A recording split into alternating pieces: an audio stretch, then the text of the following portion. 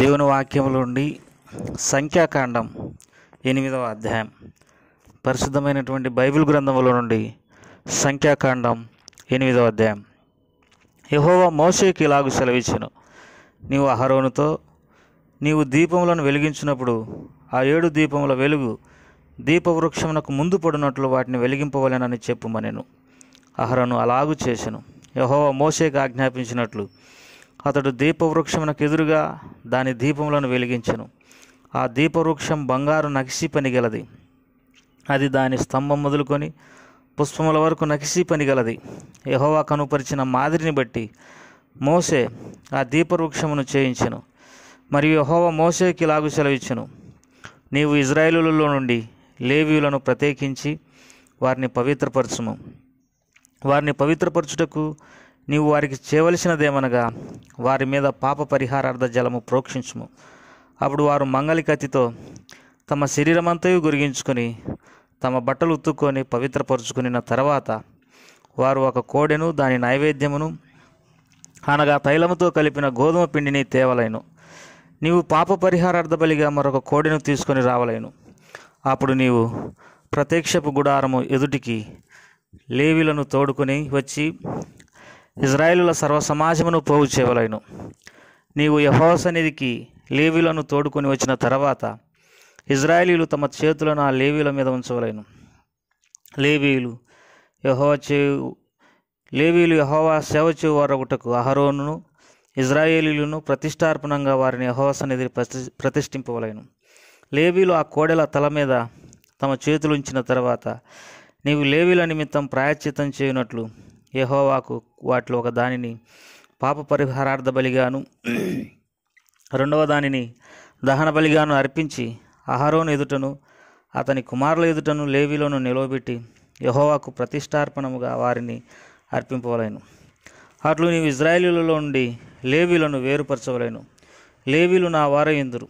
తర్వాత నీవు వారిని పవిత్రపరిచి ప్రతిష్టార్పణంగా వారిని అర్పించినప్పుడు లేవీయులు ప్రత్యక్షపు గుడారంలో సేవ చేయుటకై లోపలికి వెళ్ళవచ్చును. ఇశ్రాయేలీయులలో వారు నా వశం చేయబడిన వారు తొలిచూలి అయిన ప్రతి వానికిని అనగా ఇశ్రాయేలీయులలో ప్రథమ సంతానమంతటికిని ప్రతిగా వారిని నేను తీసుకొని ఉన్నాను. ఎలా అనగా మనుషులలోను పశువులలోను ఇశ్రాయేలీయులలో తొలిచూలి అయినది యావత్తు నాది. ఐగుప్తు దేశంలో తొలిచూలి అయిన ప్రతి వానిని నేను సంహరించిన నాడు వారిని నా కొరకు ప్రతిష్ఠించుకుంటుని. ఇశ్రాయేలీయులలో తొలిచూలి అయిన ప్రతి వానికి మారుగా లేవీలను తీసుకుని ఉన్నాను. మరియు ప్రత్యక్షపు గుడారంలో ఇశ్రాయేలీయుల నిమిత్తం సేవ చేయుటకును ఇశ్రాయేలీయుల నిమిత్తం ప్రాయశ్చిత్తం చేయుటకును ఇశ్రాయేలీయులలో లేవీయులను అహరోనుకును అతని కుమారులకును ఇచ్చి అప్పగించి ఉన్నాను. అందువలన ఇశ్రాయేలీయులు పరిశుద్ధ మందిరమును సమీపించినప్పుడు ఏ తెగులైనను ఇశ్రాయేలీయులకు సంభవింపకపోవును అని చెప్పుమనెను. అప్పుడు మోషే అహరోనులు ఇశ్రాయేలుల సర్వ సమాజం యెహోవా లేవీలను గూర్చి మోషేకు ఆజ్ఞాపించిన సమస్తమును బట్టి లేవీల ఎడల చేసిరి. ఇశ్రాయేలీయులు వారికి అట్లే చేసిరి. లేవీలు తమ్మును పవిత్రపరుచుకొని తమ బట్టలు ఉత్తుకునిన తర్వాత అహరోను యెహోవా సన్నిధిని ప్రతిష్టార్పణంగా వారిని అర్పించెను. వారిని పవిత్రపరచుటకు అహరోను వారి నిమిత్తం ప్రాయశ్చిత్తం చేసెను. తర్వాత లేవీలు అహరోను ఎదుటను అతని కుమారుల ఎదుటను ప్రత్యక్షపు గుడారంలో సేవ చేయుటకు లోపలికి వెళ్ళిరి. యెహోవా లేవీయులను గురించి మోషేకు ఆజ్ఞాపించినట్లు అతడు వారి ఎడల చేసెను. మరి యెహోవా మోషేకి ఇలాగు సెలవిచ్చెను, ఇది లేవీయులను గుర్చినటువంటిది విధి. 25 ఏండ్లు మొదలుకొని పైప్రాయం గల ప్రతి వాడును ప్రత్యక్షపు గుడారం యొక్క సేవలో పనిచేయుటకు రావలేను. అయితే 50 ఏండ్ల వయసు పొందిన పిమ్మట వారు ఆ పని మాని ఊరకుండవలేను. వారు కాపాడవలసిన వాటిని కాపాడుటకు ప్రత్యక్షపు గుడారంలో తమ గోత్రపు వారితో కూడా పరిచర్య చేయవలని కానీ పని చేయవలదు. లేవీలు కాపాడవలసిన వాటి విషయం నీవు వారికి అలాగూ నియమింపవలేను. ప్రభు ఈ వాక్య భాగాలను మన కొరకై దీవించి ఆశీర్వదించునుగాక. ప్రియమైన సోదరి సోదరులారా, ఈ సంఖ్యాకాండం 8వ అధ్యాయంలో మరి మొదట దీపవృక్షం గురించి దేవుని వాక్యంలో చదువుకుందాం. సంఖ్యాకాండం 8వ అధ్యాయం 2వ వచనంలో నీవు దీపములను వెలిగించినప్పుడు ఆ 7 దీపముల వెలుగు దీపవృక్షమునకు ముందు పడునట్లు వాటిని వెలిగింపవలనని చెప్పుమనెను. దేవుని మందిరంలో వెలుగు ఉండవలెను అనేది మొదటగా మనం గమనించగలం. రెండవది, మరి సేవ చేయడానికి ఇజ్రాయేలీల నుండి లేవీయులను ప్రత్యేకించమని మరి మోషేకు దేవుడు తెలియజేస్తూ వచ్చినాడు. 6వ వచనం, నీవు ఇజ్రాయేలీల నుండి లేవీయులను ప్రత్యేకించి వారిని పవిత్రపరచుము. సేవ చేయు నిమిత్తమై లేవి గోత్రాన్ని దేవుడు ఎన్నుకున్నాడు. అహరోను అతని కుమారులను యాజకులుగా దేవుడు ఎన్నుకుంటూ వచ్చినాడు. తర్వాత గెర్షోనీయులు, కహతీయులు, మొహతీయులు వీరు దేవుని మందిర వస్తువులను కాపాడడానికి దేవుడు వారిని ఎన్నుకున్నాడు. కాబట్టి పవిత్రపరచమని మరి దేవుడు మోషేకు సెలవిచ్చినాడు. సేవ చేయుటకై మరి మనల్ని మనం పవిత్రపరచుకోవాల్సినటువంటి అవసరం ఎంతైనా ఉంది. దేవుని వాక్యమైన పరిశుద్ధ గ్రంథం నందు 1 యోహాను 1:7 ప్రకారం దేవుని కుమారుడైనటువంటి యేసు ప్రభువారి యొక్క రక్తం ప్రతి పాపము నుండి కడిగి మనల్ని పవిత్రులుగా చేయనని దేవుని వాక్యం సెలవిస్తుంది. యోహాను సువార్త 15:3 ప్రకారం నేను చెప్పిన మాటలను బట్టి మీరు ఇప్పుడు పవిత్రులై ఉన్నారు అని దేవుని వాక్యం సెలవిస్తుంది. మిమ్ము పవిత్రపరచు యెహోవాను నేనే అని దేవుని వాక్యం సెలవిస్తుంది. దేవుడే మనల్ని సమస్త అపవిత్రత నుండి పవిత్రపరచువాడు. సంగమను మరి ఆయన పెళ్లి కుమార్తెను దేవుడు వాక్యమును ఉదక స్నానం చేత పవిత్రపరుస్తుంటున్నాడు అని దేవుని వాక్యంలో రాయబడింది. ముడత, కళంకము అటుది ఏదైనా లేకుండా సంఘాన్ని పవిత్రపరుస్తున్నాడు అని దేవుని వాక్యం సెలవిస్తుంది. పాత నిబంధనలో నా మహిమ వలన అవి పవిత్రపరచబడునని మరి దేవుని వాక్యంలో రాయబడింది. అంతేకాదు నా సన్నిధి వలన అవి పవిత్రపరచబడునని రాయబడింది దేవుని వాక్యంలో. తిమోతికి రాసిన పత్రికలు మనం చదువుకుందాము. ప్రార్థనను బట్టి, వాక్యమును బట్టి పవిత్రపరచబడునని దేవుని వాక్యంలో రాయబడింది. ప్రియమైన సోదరులారా, మొదటగా మనం సేవ చేయడానికి దేవునికి కావాల్సింది ఏంటంటే మనలో నుండి పవిత్రపరచబడుట అనేది చాలా ఇష్టమైనట్టుగా దేవుడు ఎంచుకుంటాడు. ఎవరిను అపవిత్రతతో దేవుని సేవ చేయలేడు. దేవుని వాక్యం సెలవిస్తుంది, పోవుడి అపవిత్రమైన దేనిని ముట్టకుడి, యెహోవా సేవకులారా మరి మీరు దూరంగా పారిపోడి అపవిత్రమైన దేనిని ముట్టకుడని ప్రభువారు సెలవిస్తుంటున్నాడు. కనుక మనల్ని మనం పవిత్రపరచుకోవాలి సేవ చేయడానికి. 8వ వచనంలో తమ బట్టలు ఉత్తుకొని పవిత్రపరచుకున్న తర్వాత ఒక కోడెను దాని నైవేద్యమును అనగా తైలంతో కలిపిన గోధుమ పిండిని తేవలేను. నీవు పాప పరిహారార్థ బలిగా ఒక కోడెను తీసుకొని రావలేను. దేవుని వాక్యంలో యేసుక్రీస్తు ప్రభువారు మన కొరకై అపరాధ పరిహారార్థ బలి, పాప పరిహారార్థ బలి గావించబన్నాడని దేవుని వాక్యంలో రాయబడింది. కనుక మరి ఎప్పుడైతే లేవీయులు మరి ఆ కోడె మీద తమ చేయించి తమకు బదులుగా ఆ కోడె మరి తమ పాపముల నిమిత్తం అది అర్పించబడినదని మరి ఎరిగినటువంటి వారుగా ఉండవాలనని దేవుడు తెలియజేస్తూ వచ్చినాడు. అదే వాక్య భాగాన్ని చదువుకుంటాం. 9వ వచనం నుండి, అప్పుడు నీవు ప్రత్యక్ష గుడారం ఎదుటికి లేవీయులను తోడుకొని వచ్చి ఇజ్రాయేలుల సర్వ సమాజమును పోగు చేయవలెను. నీవు యెహోవా సన్నిధికి లేవీయులను తోడుకొని వచ్చిన తర్వాత ఇజ్రాయేలీయులు తమ చేతులను ఆ లేవీయుల మీద ఉంచవలెను. లేవీయులు యెహోవా సేవ చేయి వారవుటకు అహరోనును ఇజ్రాయేలీయులను ప్రతిష్టార్పణంగా వారిని యెహోవా సన్నిధిని ప్రతిష్ఠింపవలెను. లేవీయులు ఆ కోడెల తల మీద తమ చేతులు ఉంచిన తర్వాత నీవు లేవీయుల నిమిత్తం ప్రాయశ్చిత్తం చేయునట్లు యెహోవాకు వాటిని ఒక దానిని పాప పరిహారార్థ బలిగాను, రెండవ దాన్ని దహన బలిగాను అర్పించవలెను. దహన బలి, పాప పరిహారార్థ బలి, మరి అపరాధ పరిహారార్థ బలి, ప్రాయశ్చిత్తార్థ బలి, వీటన్నిటిని మన ప్రభువైన యేసుక్రీస్తు వారిలో చూడవచ్చు. మనందరి పాపంలో కొరకు యేసుక్రీస్తు ప్రభువారు పాప పరిహారార్థ బలి గావించబన్నాడు, దహన బలి గావించబన్నాడు, అపరాధ పరిహారార్థ బలి గావించబన్నాడు. శిలువలో తన అమూల్యమైనటువంటి ప్రాణాన్ని అర్పించినాడు. ఎందుకనగా ఆయన రక్తం ద్వారా మనకు పాప క్షమాపణ కలుగుతున్నది. ఆయన రక్తమును బట్టి మనము పాపంలో నుండి విడుదల పొందినాం. ఆయన రక్తమును బట్టి మన అపరాధములకు క్షమాపణ కలిగి ఉన్నది. ఆయన తన వీపు మీద మన పాపములను మోసుకున్నాడని దేవుని వాక్యం సెలవిస్తుంది. కనుక ప్రియమైన సోదరులారా, ఎప్పుడైతే మన కొరకు యేసుక్రీస్తు ప్రభువారు ప్రాయశ్చిత్త బలి గావించబన్నాడో, పాప పరిహారార్థ బలి గావించబన్నాడో, అపరాధ పరిహారార్థ బలి గావించబన్నాడో, ఆ బలియాగాన్ని బట్టి మనకు విడుదల, విమోచన దొరికింది. దాన్ని బట్టి మనము మరి దేవుని స్తుతించి ఆరాధించి గణపరచాల్సినటువంటి వారమై ఉంటున్నాం. కనుక మనము సేవ చేయుటకై వేరు చేయబడినాము అని మనం గుర్తెరగాలి. ఎప్పుడైతే సేవ చేయుటకై లేవీలు వేరు చేయబడతారో అంటే సర్వ సమాజానికి బదులుగా దేవుడు వారిని ఎన్నుకున్నాడు కాబట్టి ఆ సేవకై వారు తమను తాము ప్రతిష్ఠించుకున్నారు కాబట్టి ఇప్పుడు మరి ఇజ్రాయేలులకు ఎంతో ఆశీర్వాదం. నిజమే, చూడండి దేవుని వాక్యంలో 20 వచనం నుండి మనం ఇప్పుడు చూడగలం. అప్పుడు మోషే అహరోనులు ఇజ్రాయేలుల సర్వ సమాజం యెహోవా లేవీలను గురించి మోషేకు ఆజ్ఞాపించినట్టు సమస్తమును బట్టి లేవీల ఎడల చేసిరి. ఇజ్రాయేలీయులు వారికి అట్లే చేసిరి. లేవీలు తమను పవిత్రపరచుకుని తమ బట్టలు ఉతుకునే తర్వాత అహరోను యెహోవా సన్నిధిని ప్రతిష్టార్పణంగా వారిని అర్పించెను. వారిని పవిత్రపరచుటకు అహరోను వారి నిమిత్తం ప్రాయశ్చిత్తం చేసెను.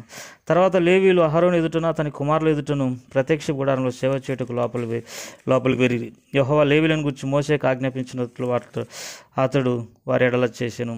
కాబట్టి ఇప్పుడు దేవుని సేవ చేసేటటువంటి వారు ఉన్నారు కనుక ఇజ్రాయేలుల సర్వ సమాజానికి ఎంతో ఆశీర్వాదం. రోగములు రావు, కష్టాలు రావు, సమస్యలు రావు. ప్రియులారా, యాజకుడు మన నిమిత్తం దేవునికి ప్రార్థన చేసేవాడు. యాజకుడు మధ్యవర్తిత్వాన్ని నెరపేటటువంటి వాడు. యాజకుడు దేవుని చిత్తాన్ని మనకు తెలిపేటటువంటి వాడు. యాజకుడు దేవునికి ఆహారం అందించి దేవుని సంతోషపెట్టేటటువంటి వాడు. యాజకుడు ప్రజల పాపాలను ప్రాయశ్చిత్తం చేసేటటువంటి వాడు. యాజకుడు మరి రకరకాల కష్టాల నుండి అనారోగ్యాల నుండి మరి రోగాల నుండి మరి దేవుని యొక్క ఉగ్రత నుండి శిక్ష నుండి ప్రజలను కాపాడి వారికి మేలు చేసేటటువంటి వాడు. అందుకే అహరోను రొమ్ము మీద మరి 12 గోత్రాల మరి పేర్లు ఉండేటటువంటి మరి ఉరీము తుమ్మీము అనేటటువంటివి అహరోనుకు ఉన్నాయి. కనుక ఉదయకాల సమయంలో మన ప్రధాన యాజకుడైనటువంటి యేసుక్రీస్తు ప్రభు వారికి మనం కృతజ్ఞతాస్తుతులు చెల్లించి ఆయనను ఆరాధించుదుంగాక.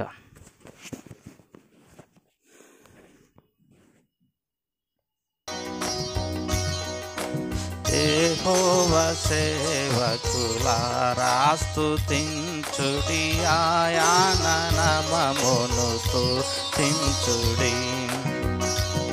యెహోవా సేవకులారా స్తుతించుడి, ఆయన నామమును స్తుతించుడి. యెహోవా మందిర ఆవరణములలో, యెహోవా మందిర ఆవరణములలో నివసించువారాలారా మీరు. యెహోవా సేవకులారా స్తుతించుడి, ఆయన నామమును స్తుతించుడి. యెహోవా దయాళుడు, ఆయన నామమును కీర్తించుడి, అది మనోహరం. యెహోవా దయాళుడు, ఆయన నామమును కీర్తించుడి, అది మనోహరం. యాకోబును తన కొరకేర్పరచుకొని, యాకోబును తన కొరకేర్పరచుకొని, ఇజ్రాయేలును స్వాకీయాదనముగా కొనెన్. యెహోవా సేవకులారా స్తుతించుడి, ఆయన నామమును స్తుతించుడి. యెహోవా సేవకులారా స్తుతించుడి, ఆయన నామమును స్తుతించుడి. యెహోవా సకల దేవతల కంటే గొప్పవాడని నేనెరుగుదును. యెహోవా సకల దేవతల కంటే గొప్పవాడని నేనెరుగుదును. భూమ్యాకాశములు మహాసముద్రము, భూమ్యాకాశములు మహాసముద్రము లందాయనాకిష్టమైన విజేషన్. యెహోవా సేవకులారా స్తుతించుడి, ఆయన నామమును యెహోవా సేవకులారా స్తుతించుడి, ఆయన నామమును స్తుతించుడి. భూమి దిగంతముల నుండి ఆవిరి లేవాజేసి వాన కురియునట్లు, భూమి దిగంతముల నుండి ఆవిరి లేవాజేసి వాన కురియునట్లు, మెరుపును పుట్టించి తన నిధులలో నుండి, మెరుపును పుట్టించి తన నిధులలో నుండి, గాలిని బయలు వెళ్ళ జేయువాడాయని యెహోవా సేవకులారా స్తుతించుడి, ఆయన నామమును స్తుతించుడి. యెహోవా సేవకులారా స్తుతించుడి, ఆయన నామమును స్తుతించుడి. ఐగుప్తు జనుల తొలి చూలులాను పశువుల తోలి చూలుల చంపెన్, ఐగుప్తు జనుల తొలి చూలులాను పశువుల తోలి చూలుల చంపెన్. ఫారో ఎదుట వాని ఉద్యోగుల ఎదుట, ఫారో ఎదుట వాని ఉద్యోగుల ఎదుట, చూచెనలా మహత్కార్యముల చేసి యెహోవా సేవకులారా స్తుతించుడి, ఆయన నామమును స్తుతించుడి. అన్యులనేకులను శక్తిగాల రాజులనేకులను చంపెను, అన్యులనేకులను శక్తిగాల రాజులనేకులను చంపెను. ఆమోరీయుల రాజైన సీహోనును, ఆమోరీయుల రాజైన సీహోనును, బాషాను రాజగు ఓగును చంపెను. యెహోవా సేవకులారా స్తుతించుడి, ఆయన నామమును స్తుతించుడి. యెహోవా సేవకులారా స్తుతించుడి, ఆయన నామమును స్తుతించుడి. కానాను రాజ్యముల పాడు చేసి ఇశ్రాయేలీయులకప్పగించెను, కానాను రాజ్యముల పాడు చేసి ఇశ్రాయేలీయులకప్పగించెను. యెహోవా నీనా మాము నిత్యముండున్, యెహోవా నీనా మాము నిత్యముండు, నీ జ్ఞాపకార్థము తరతరములకును. యెహోవా సేవకులారా స్తుతించుడి, ఆయన నామమును స్తుతించుడి. యెహోవా సేవకులారా స్తుతించుడి, ఆయన నామమును స్తుతించుడి.